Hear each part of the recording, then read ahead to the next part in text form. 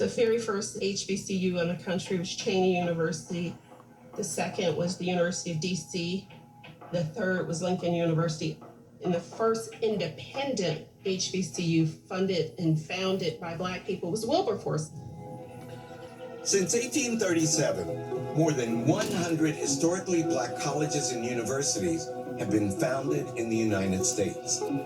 Most in the half-century following the Civil War, and most in the South, where 90% of the Black population lived until the start of the Great Migration. These institutions educated the vast majority of Black college graduates, intent upon building a new future for themselves and for the race. In 1881, Booker T. Washington is called from Hampton Roads, Virginia, where he's been a student and is now the most eminent of the graduates who are now working at Hampton. And he's called to open a school in rural Macon County, Alabama, Tuskegee. From the creation of the country's first HBCUs to the gains made during the Civil Rights Movement, a new PBS series is examining Black America's ability to prosper in the face of systemic racism and discrimination. And joining us now, the host and executive producer of the documentary series entitled Making Black America Through the Grapevine, Dr. Henry Louis Gates Jr. He's also the director of the Hutchins Center for African American Research at Harvard University. Welcome back to the show. It's great to have you. So who will we see and what will we learn in this four-part series? Good morning. It's great to be back. So what did Black people do when the color curtain came crashing down? You'd think if you look at a lot of Hollywood movies, standard accounts are that all we did was complain and fight back. Well, of course, we did fight back politically. But just as importantly, we replicated the social world from which we were excluded by racism. If there was a white version of an organization which we were prevented from joining, what did we do? We formed a Black version. Whether it was the American Medical Association, the American Dental Association, the American Law Association, which excluded Black people, we formed the National Medical Association, the National Dental Association, the National Bar Association. And that was important. It's a subtle form of politics to refuse to allow your oppressor to define your entire existence. And so our people did, just like our Jewish brothers and sisters did, we replicated the universe from which we were excluded behind what W.E.B. Du Bois called the veil of racism. And it's one of the great triumphs in the history of human civilization. And what we do in this 4-hour series is we lift that veil. We start with the Prince Hall Masons in 1775, a year and a day before the signing of the Declaration of Independence. The first Black secular institution was founded, and it was the Black Masons. And the funny story is, the Americans wouldn't let this Black man, Prince Hall in Boston, and his buddies, they wouldn't let them join. So they went to British troops who were stationed here in Massachusetts, and they got the right to become Masons, and eventually they got their charter, again from England, and not from the United States. And since 1775, people have been talking about this invisible network that united Black people together, even under slavery. John Adams was the first person to notice that Black people had formed what we now call the grapevine. And this is what he said. In his diary, right a few months after the battles of Lexington and Concord, he said, Black people have a wonderful art of communicating intelligence among themselves. It will run several hundreds of miles in a week or a fortnight. And Booker T. Washington then named that the Grapevine Telegraph in 1901. And we see it today in the digital world through Black Twitter. This has united our people since 1775. And what I wanted to do was talk about the vibrancy, the amount of agency it takes to refuse to allow white supremacy to define who you are as a people. And that took an enormous amount of effort. And it allowed people to keep their dignity. In the white world, if they were insulted, no one would call them by Miss or Mr. They would call them offensive names. But you come back home within the veil, and you could be an officer in a fraternity, a sorority, in your church, you could achieve and acquire dignity through these social networks and social organizations. So, Dr. Gates, this is an extraordinary story. And I'm just curious, we all, for people who do extraordinary things, we read history and we look and we see that people who accomplish extraordinary things all stand on the shoulders of giants. Who were some of the giants that these African American leaders were standing on? Who were the people that really shaped and guided this movement at the beginning? Well, you know, a lot of the heroes in this story are anonymous people. One of my favorite stories occurs in Atlanta, Georgia in 1881. Al Sharpton will love this. The Atlanta washerwomen strike. These were 20 women who were, just out of slavery, right? This is the end of Reconstruction, the beginning of Redemption, 1881. And they go on strike. They're doing laundry for rich white people. They go on strike and they take on the city of Atlanta. The city of Atlanta puts a $25 surtax on them, thinking that they're going to break them. And meanwhile, they're organizing in the Black community.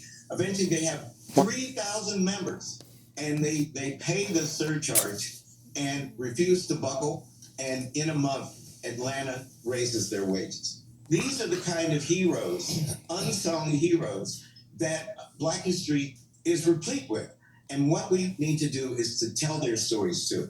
So there were prominent leaders, like of course W.E.B. Du Bois, who was Frederick Douglass's successor, people like that. But there were anonymous leaders of these institutions as well. One of the most important organizations was called the Royal Knights of King David. Du Bois writes a book in 1899, The Philadelphia Negro, which he says Black people have so many fraternities and sororities, I don't even have room in this book to list them all. And one of my favorites is for women was the Order of the Eastern Star, but for men was the Royal Knights of King David, which was founded by John Merrick in 1883. And Merrick was a barber, and he had 5 barber shops. And in those days, Black barbers didn't have a Black clientele. Black barbers who were successful service white people. And so he formed this fraternity, and they started to contribute money to have each other buried. And 15 years later, he wakes up, a light bulb goes off, and he goes, I can form a life insurance company. And it becomes North Carolina Mutual Life Insurance Company, founded in 1898 by John Merrick and some of his buddies. It becomes the biggest Black business in the world, literally. And we were raised with stories about North Carolina Mutual. So there you can see how a social organization has a huge economic payoff.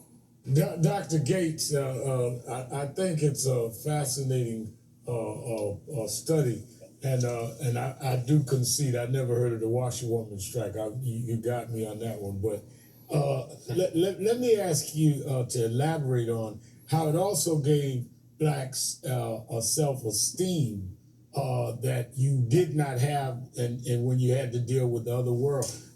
Your last great work on the Black church, I grew up in the Black church, so I never had a feeling of inferiority, because even though a lot of the people in the church were janitors or domestic workers, and after my parents' separation, my mother became one, they were the head of the deacon board in church. They were the trustees. So I looked up to them. Jesse Jackson come through, I Am Somebody, and it gave us what would look like an alternative universe, but it gave us a self-esteem into the mainstream world that could not be broken down.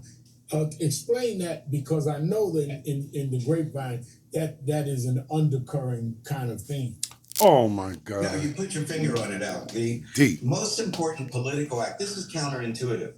The most important political act of all, when you're fighting, the huge war against white supremacy, was refusing to allow people who hated you because of your color to define who you are in your head. And the only way to fight against that, because, after all, everything in American society that represented a Black person as ugly, inferior, stupid, animal-like, lascivious, loose, I mean, just the opposite of all that a civilized person was. So you could either succumb to that, or you could build a world behind the color line. And within that world, you had to prepare your children to fight against the demeaning images that they would confront as soon as they left the confines of their home or the supportive environment of their neighborhood, especially through the church. The church was primary, but it wasn't only enough. So Al, I see these as my series is part 1 and part 2. The Black Church is the sacred social network, and Making Black America is unveiling the secular social networks, which were extensive. After all, you went to church on Sunday, prayer meeting on Wednesday, but you had a whole lot of other time. You had a lot of free time. And when that free time, you joined the Eastern Star, you joined the Owls, you joined the Elks. But there were a lot of other funny things that we uncovered. The first Black theater company, founded in what's now Greenwich Village, the African Grove Theater in 1821, when they were performing Richard III and Othello and King Lear for primarily Black audiences, and that existed for 2 years. Who would have thought Black people in the 40 years before the outbreak of the Civil War were performing Shakespeare? But they were, and they did everything that was happening in the white society. They did behind the veil, and that even drag balls. I mean, get this. There's a guy, one of my favorite characters in the series. His name William Dorsey Swan. He was a formerly enslaved man, and he started holding drag balls in Washington, D.C. as early as the 1880s. And I'm sure the sisters in the church were not crazy about this brother. But the point is that he did it. And even his drag balls were reviewed. This is one review from 1887. I got to read this. It says, they all wore corsets, bustles, long hose, and slippers, and everything that goes to make a female's dress complete. And he had these drag balls every year between 1882 and 1896. And during the Harlem Renaissance of the 1920s, Hamilton Lodge number 710 began holding drag balls every year as well. So we were just as complex as anybody else in the world. And being able to reveal that complexity gives me an enormous amount of pleasure and constitutes a political statement about the African American people. Making Black America Through the Grapevine premieres tomorrow night on PBS. Dr. Henry Louis Gates Jr., thank you so much for that preview. Thanks for being on this morning. And that does it for us.